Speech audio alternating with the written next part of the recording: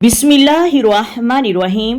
کیا آپ نے کبھی یہ سوچا ہے کہ ہم سالوں سے دعا مانگتے ہیں لیکن بعض اوقات ہمیں اپنی دعا قبول ہوتی ہوئی نظر نہیں آتی؟ کیا اللہ ہماری دعا نہیں سنتا یا دعا قبول ہونے میں کوئی رکاوٹ ہے؟ آج ہم قرآن مجید اور حدیث کی روشنی میں اس اہم موضوع کو سمجھیں گے۔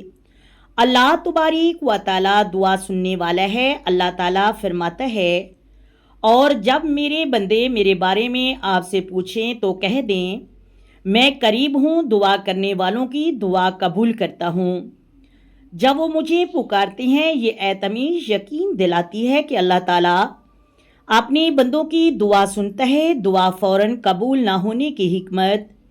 نبی کریم صلی اللہ علیہ وآلہ وسلم نے فرمایا، تم میں سے ہر شخص کی دعا قبول ہوتی ہے جب تک وہ جلدی نہ کرے اور یہ نہ کہے کہ میں نے دعا کی مگر قبول نہیں ہوئی۔ اس حدیث سے معلوم ہوا کہ مایوس ہونا درست نہیں۔ دعا قبول نہ ہونے کی بعض رکاوٹیں: حرام کمائی، گناہوں پر اصرار، رشتہ داروں سے تعلق توڑنا، نماز میں غفلت کرنا۔ نبی کریم صلی اللہ علیہ وآلہ وسلم نے ایک ایسے شخص کا ذکر فرمایا جو سفر میں دعا کرتا ہے لیکن اس کی خوراک، لباس اور کمائی حرام ہے۔ پھر فرمایا کہ اس کی دعا کیسی قبول ہو؟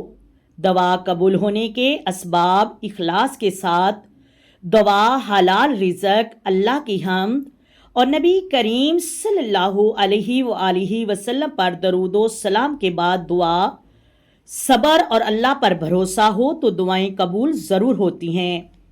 اگر آج کی ویڈیو سے آپ کو فائدہ ہو تو اسے دوسروں تک ضرور پہنچائیں۔ ویڈیو کو لائک کریں، شیئر کریں اور چینل کو سبسکرائب کر دیں۔